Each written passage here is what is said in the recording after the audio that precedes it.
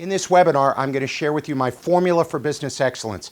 It took me about 30 years to put it together, working with companies all over the world, and it covers four fundamental things, four things you must do to build and sustain a highly successful business. It's about 20 minutes long, but it's all content, no sales, so get something to take notes with because I'm going to overwhelm you with great ideas that you can apply right away to be more successful.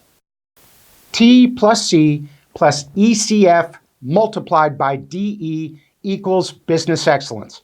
And I'm going to go over this quickly and then we'll dive deeply into each section. So the T stands for talent.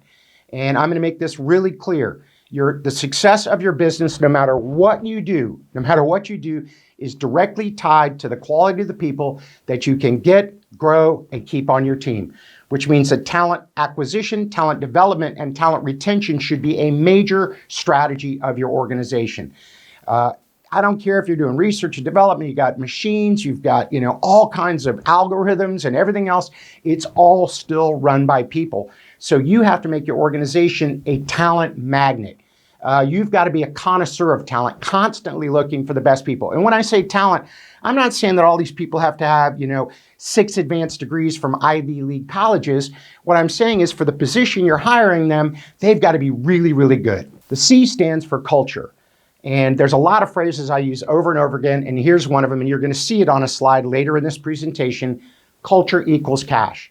In many, if not most of the organizations I work in, we can increase efficiency a little bit, maybe increase market share, increase customer satisfaction, decrease waste, decrease expenses. But the one place that will have the biggest impact is improving the culture or having a toxic culture that drives the organization down into the ground.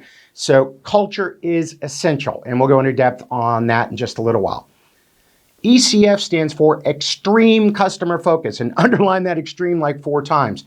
And here's what I'll tell you. Most organizations are unfortunately not very good to pathetic at deeply listening to their customer and understanding them. So it is essential. It's a competitive advantage to have a closer relationship to your customer than any of your competitors. So extreme customer focus. Then all of this is multiplied by disciplined execution. Again, I've worked with thousands of companies and there is no shortage of great products and services, smart people, great processes, really good strategies, but there is a huge shortage of people that can take those ideas and turn them into action. So we've got talent plus culture plus extreme customer focus multiplied by disciplined execution equals business excellence. First thing in our equation is talent. Because I understand how important talent is to organizations, several years ago, I did a survey of more than 10,000 high potential employees at top companies around the world. These are hypos, the people that this organization has chosen as a future leader of their business. They're handpicked. They're what I call voluntary employees. They're so good at what they do that if they quit their job today, they would have another job at the competition tomorrow.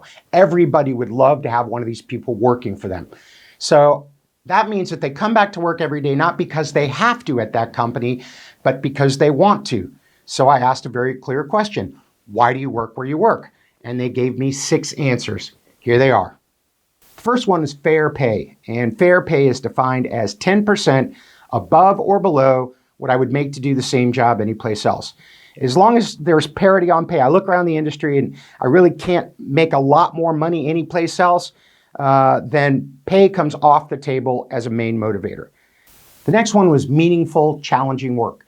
Work that I'm excited about and that I really have to try hard and push myself to deliver excellence every day. The next one is cool colleagues. It's pretty simple. A players only want to play with other A players. Really, really talented people want to be around other highly talented people. The next one is winning culture. And it's pretty easy for me to figure out if an organization has a winning culture. Do people smile just as much when they show up for work as they do when they leave at the end of the day? Is it obvious to see they're enjoying themselves? They're looking forward to the day, and at the end of the day, they feel like they made a difference and had a good time. The next one is opportunity for growth, and this is on 2 levels, both personal and professional. Personal growth. am I smarter at the end of the month than I was at the beginning? Is my company investing in me? Am I getting training, coaching, mentoring, exposure to bigger projects? So am I constantly growing personally? Professional growth says, can I see a place for myself in this company 5 years from today?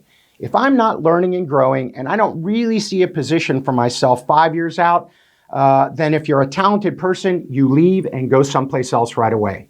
And the last thing is, and it's actually the very, very first, the single most important reason that people work at a certain company is, I work for a leader I respect and admire. 88% of people that quit their job, don't quit the hours, don't quit the pay, don't quit the workload. What do they quit? Their idiot boss. The reverse of that is the number one thing that attracts top talent to a company is great leadership. The next element of the formula is culture. And as I said earlier, culture equals cash. I don't think a lot of business owners understand this idea that the customer's experience will never exceed the employee's experience. Actually, in my opinion, as a leader, your number one customer is your employees. Because if you take great care of your employees, they will take great care of your customers. And if you have really happy customers, they'll spend more money and you have more profit and everybody's happy. But it all starts with happy, loyal, engaged, and satisfied employees. To make that point even more strongly, here are some statistics that should scare you. Only 29% of employees are engaged. 45% of employees are not engaged. And 26% of employees are actively disengaged. And the example I use here is the boat. If someone's engaged, they're rowing, they want to get to the finish line, they want to win. Someone who's uber engaged is trying as hard as they can, but they're working to make progress. If someone is just disengaged, they aren't doing anything. They're just letting the oars drag in the water. They're not hurting, they're not helping, they're just riding along.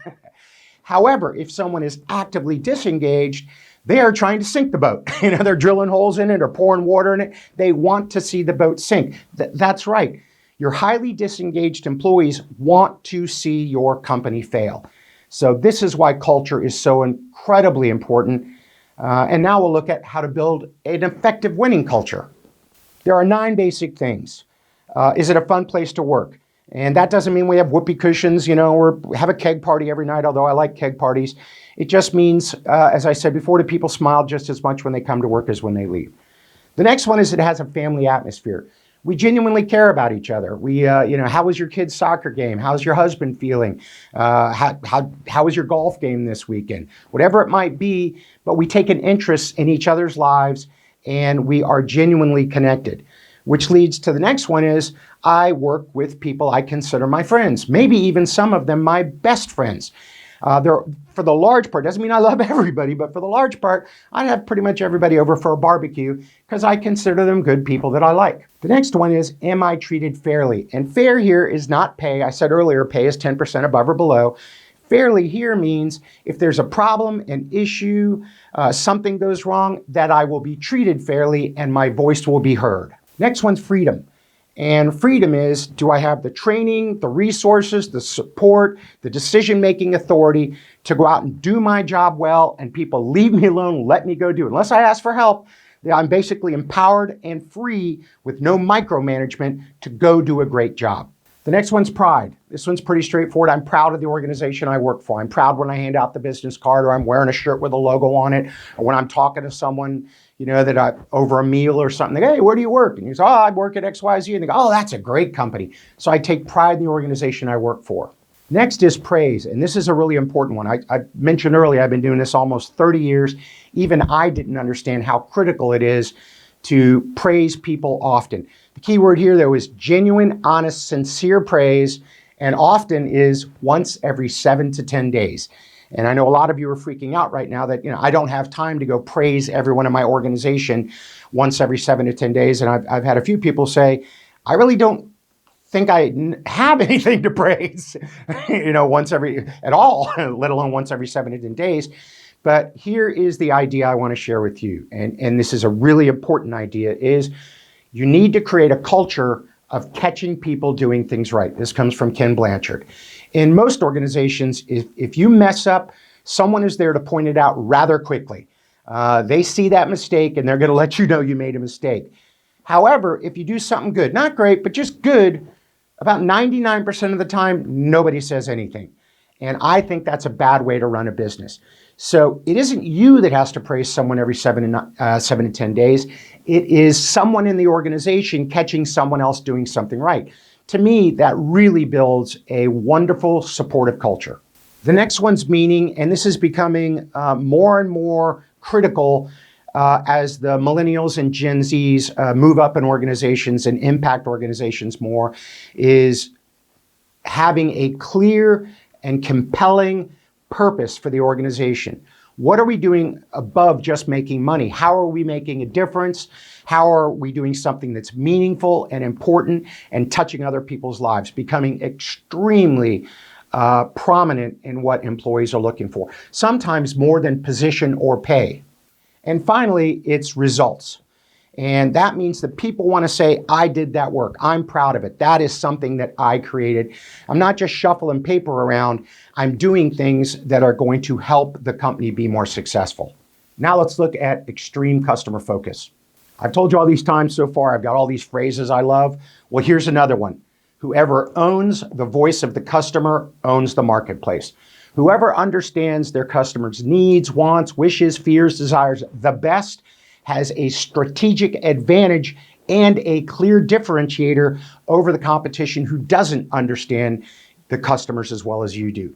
And there's a lot of ways to do this. There is surveys, VIP groups, focus groups, net promoter score, online surveys, interviewing one-on-one with some of your top customers, all the ways you can possibly think of listening to and trying to deeply understand the people who pay all the bills, your customers. To help you out on this, here are 4 questions I recommend you ask to your customers. And for a few of you, not all of these questions will apply, but I'm going to tell you at the minimum, the first question is really, really important and can be a game changer for your organization.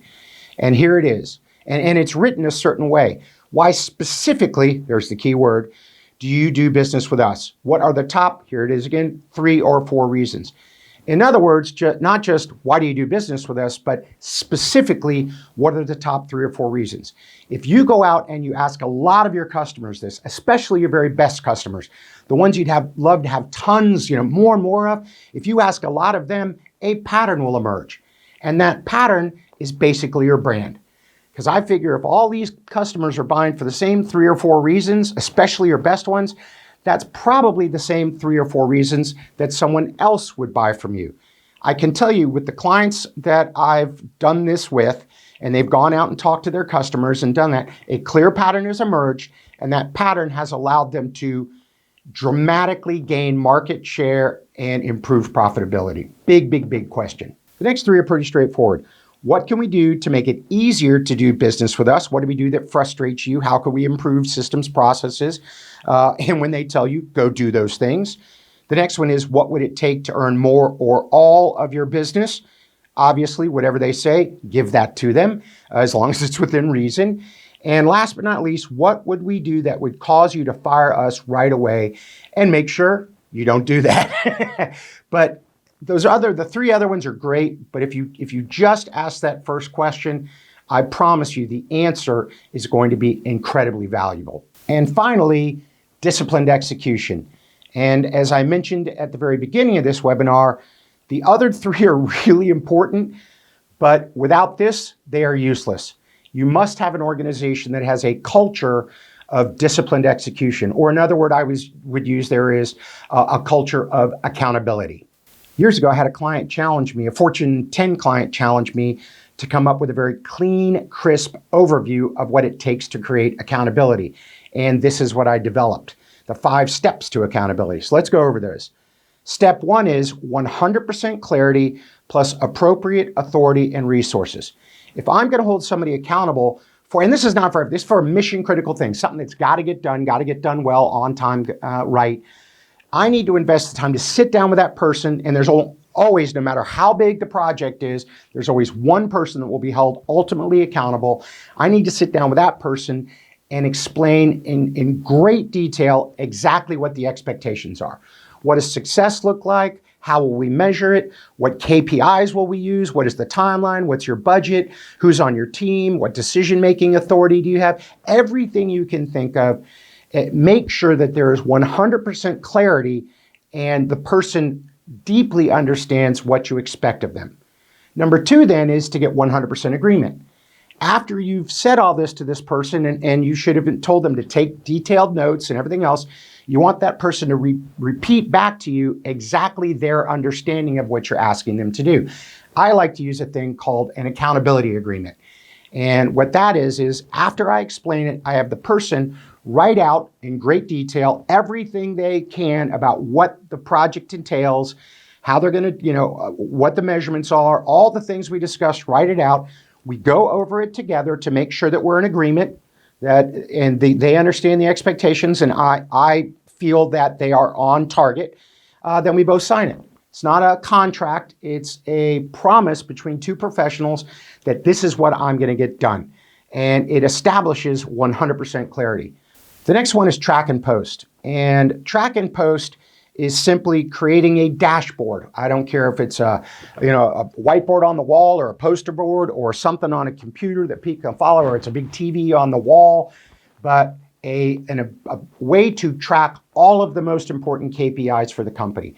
If a manager wants to go down and look at the individual people's KPIs below, and that's one thing, but I believe everybody in the company should know where they stand against the most important KPIs, the most important goals, all the time. So it's got to be highly visible everywhere you see. How are we doing on those? And it's got to be super easy to understand. I can look at it, and in 3 seconds, I can tell how we stand against the KPI. And to me, the process that works the best is pretty straightforward: green, yellow, red. Green is we're doing great on this. We're on time, on budget, on target. We're meeting our numbers. Everything's going great. Yellow is we're starting to slip a little bit. We're missing some deadlines, or we're not quite hitting our numbers, but it's not super, scary yet. And red is now it's super scary. We are missing by a long shot, and things do not look good. And the idea here is that you want everyone to understand the role they play in that and look at those numbers and say, how can I impact that? How can I get that back into green? A lot of people don't like to be tracked, and especially don't like people to see it because they're afraid that they'll be in red and yellow and they'll be in trouble, that people will be there giving them a hard time and pushing them around, all that stuff. But if you change the paradigm by using number 4, coach, mentor, train, support. So when someone slips from green to yellow, they don't get yelled at. They get help, support, coaching, training. People gather around them to say, what can I do to help you? This does not mean you do their job for them, but you are there to support them because it's in the best interest of everyone in the organization to get them from yellow to green. So what happens then is people begin to understand that tracking does not equal punishment. Tracking equals help. And as soon as that changes, that switch gets flipped, you know what they want? More tracking. And finally, celebrate success. And the word I like to use is lavishly. And that doesn't mean you got to throw money at everybody, but it means that when someone goes in green, delivers the WANU, they meet a deadline, they hit a certain number, that you thank them, write in a handwritten note, go over, pat them on the back, give them a gift card for Starbucks, or maybe to take their family or some friends to dinner, but something that reinforces positive behavior. On the other side, you need to make sure that if people are consistently yellow, red, you're coaching them, mentoring them, training, supporting them, doing everything you can to help them, and they aren't getting back into green, you've got to deal with that decisively. You have to, refuse to tolerate mediocrity. And the nice thing about the track and post is if you have to let someone go, then everybody knows that we were coaching, mentoring, training, supporting, trying to help them. They couldn't get back into yellow or green, so they weren't making it on the team. This wasn't the right place for them, wasn't the right fit. So nobody freaks out that suddenly, Bob just got vaporized. They saw that Bob was struggling for a month or two. We all tried to help. He couldn't turn things around, so he's left the company and going someplace where his skills would be a better match for them. So here's the key things we covered in this webinar. Talent plus culture plus extreme customer focus times discipline execution equals business excellence. That's my formula for business excellence. The key ideas underneath that are you got to find, grow, and keep top talent. Your organization has to be a talent magnet. Culture equals cash. A winning culture equals a winning company. Whoever owns the voice of the customer owns the marketplace, and not many organizations do this very well. This is a great chance for competitive advantage. And finally, you must build a culture of disciplined execution and accountability, because you've got to have those two things to make anything else in the company work. So there it is, my formula for business excellence. I hope you found those ideas very helpful and that you put them into practice right away. And if you did find them helpful, I also hope you'll go to my website and sign up for my blog. I put out lots of great information there too.